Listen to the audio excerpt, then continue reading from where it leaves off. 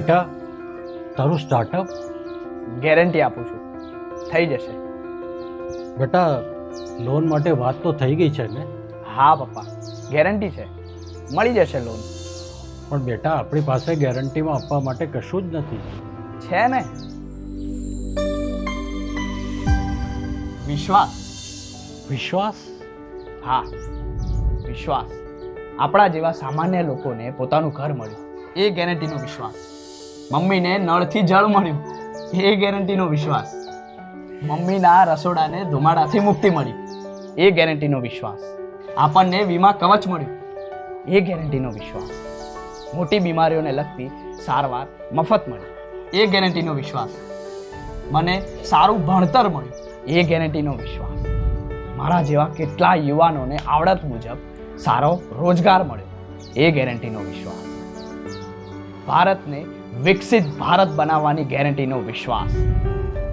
ગેરંટીનો વિશ્વાસ. રેતની રેખા નહીં, પથ્થરની લકીર છે. આ મોદીની ગેરંટી છે. કમરનું બટન દબાવો, ભાજપને વિજયી બનાવો. નમસ્કાર, આપ જોઈ રહ્યા છો નેશન પ્લસ ન્યૂઝ. હું છું આપની સાથે હેતલ ભગત. વડોદરા સ્થિત વુડા ભવનમાં બેસતા વર્ગ 1ના અધિકારી સહિત અન્ય એક શખ્સને એસીબીએ લાખો રૂપિયાની લાંચ લેતા ઝડપી પાડ્યા છે. 4 મે વિશ્વ ફાયર ફાઇટર દિન તરીકે ઉજવવામાં આવે છે. વડોદરા અર્બન ડેવલપમેન્ટ ઓથોરિટી ભવનમાં વર્ગ 1ના અધિકારી regional fire officer NB Patel private અને સરકારી મિલકતોને ફાયર એનઓસી આપવા માટે લાંચ લેતા હોવાની માહિતી એસીબીને મળી હતી.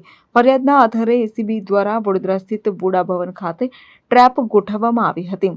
પંચમહાલ જિલ્લાના ગોધરા સ્થિત દૂધ ડેરીની મિલકત માટે ફાયર એનઓસી માંગવામાં આવી હતી, જે એનઓસી મેળવવા માટે અધિકારીઓ દ્વારા લાખો રૂપિયાની લાંચ માંગવામાં આવી હતી.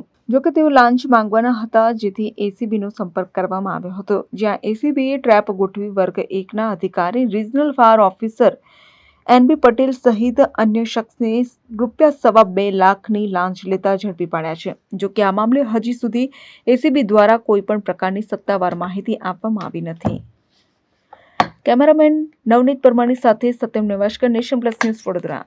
સમાચારોના સતત અપડેટ માટે નેશન પ્લસ ન્યૂઝના યુટ્યુબ ચેનલને સબસ્ક્રાઇબ કરો, બેલ આઇકન દબાવો અને ફોલો કરો ઇન્સ્ટાગ્રામ, ફેસબુક અને ટ્વિટર પર.